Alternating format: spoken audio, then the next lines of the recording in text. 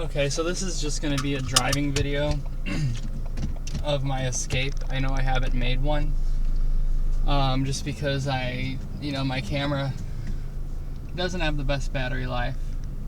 Just takes the standard batteries, so right now it says I only have 15 minutes, so I better make this pretty quick. So I've owned my escape for, I guess, since 2016, kind of around when I started college, and it's been in my family since 2012 when it was new, since new. So it's going to be 8 years old now, so we've had it, I guess, 8 years. And it's been pretty reliable. At first there were a lot of recalls. I think most of those have been, hopefully, they won't issue anymore, but there was like 12 recalls. But I mean, it always starts, it always takes me where I need to go. For some college assignments, I had to go pretty far away from my home, and not terribly far, but far enough, at night and stuff, and windy roads. So, but I mean, luckily it always got me there safely. So, I guess I'll go over what I like about the car. I'll let you listen to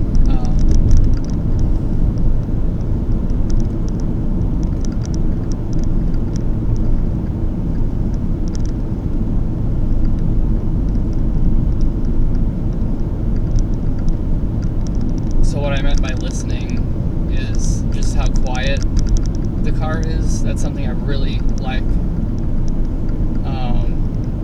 My family has, we have a Mazda CX-5, and it's not nearly as quiet as this car is, especially on the highway.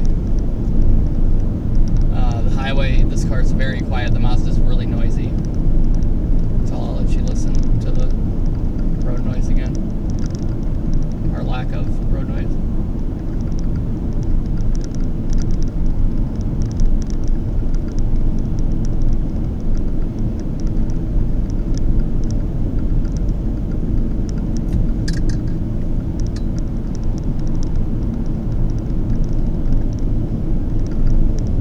Looks like we have some people from Florida in front of us.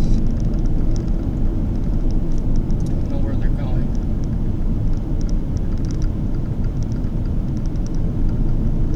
Tennessee.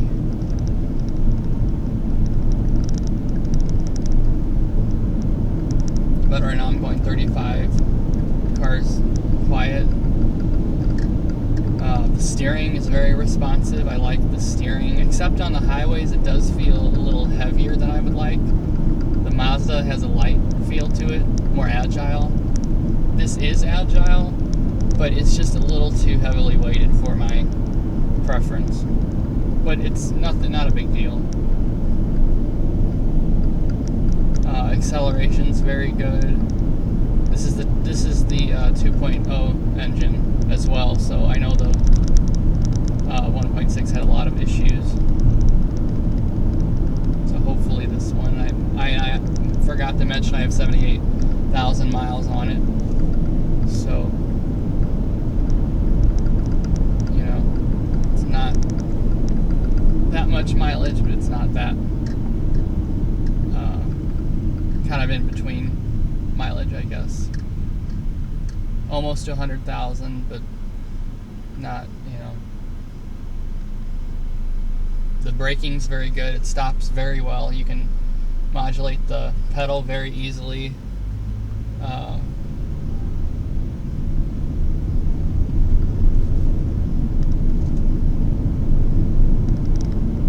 Hopefully we'll get to a point in the road where I can do an acceleration pass if my camera battery lasts. We'll see about that. I don't know if I have any extra batteries.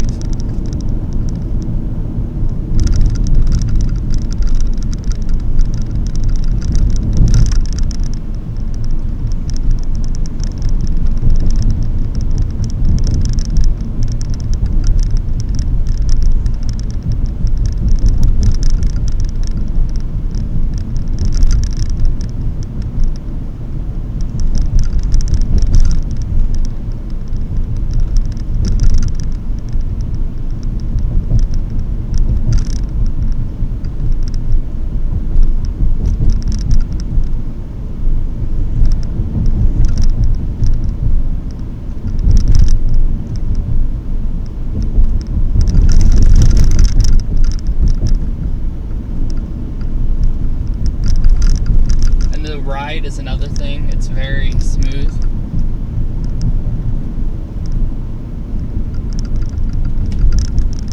You don't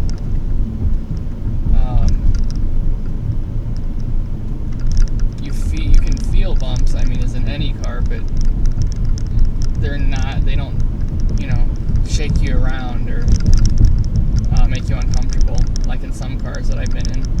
You go over a bump and the car kind of bounces and you kind of go, move around in your seat.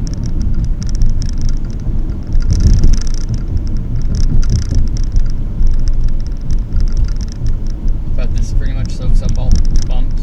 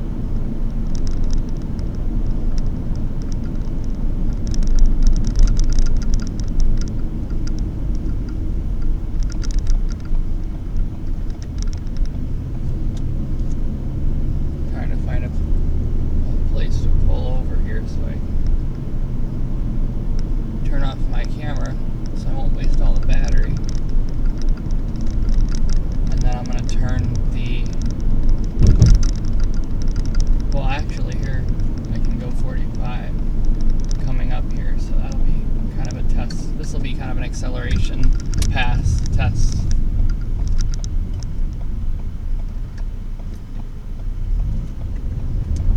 This is, of course, we get a light.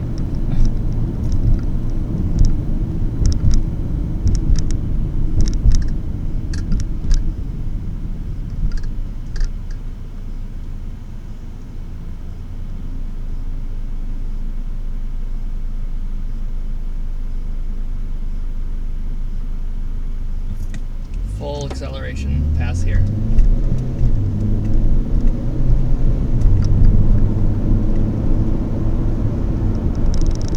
So very quick. Went up to 45 very quickly. Didn't hesitate at all. I'm a light driver too. I don't think of myself as a left foot. Usually accelerate very slowly. Well, not very slowly, but just your typical driving, everyday driving. Not a fast driver, not a slow driver, just stay at the speed limit most of the time.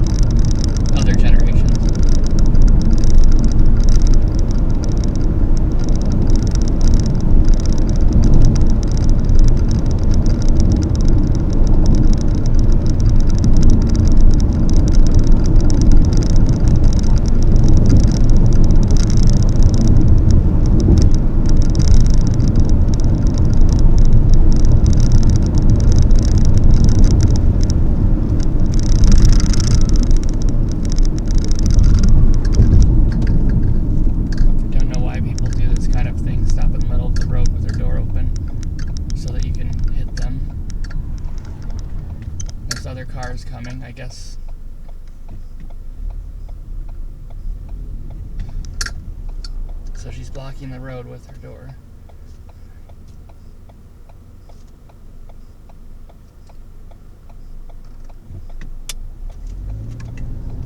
Ruined my video. It's always something like that. It has to happen. She could have pulled all the way on the grass too. I don't know why people do that kind of stuff. But anyway, probably could have went around there, but it was a curve, so I couldn't really see. Not gonna risk that.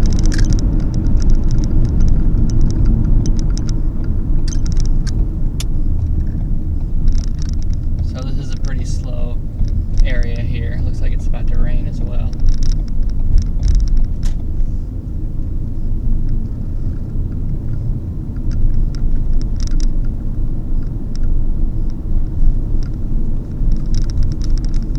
But when I say this car is quick, it really is. I really don't know why you need a V6 or V8 with, this is supercharged and turbocharged as well, which I didn't know that at first when I inherited the car. And the car, by the way, had 62,000, I think, miles on it when I got it. So it really shows I haven't driven it as much as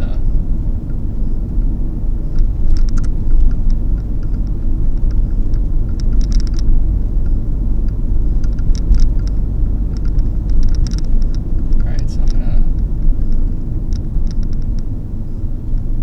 pull over in a minute. We're gonna look at my battery life.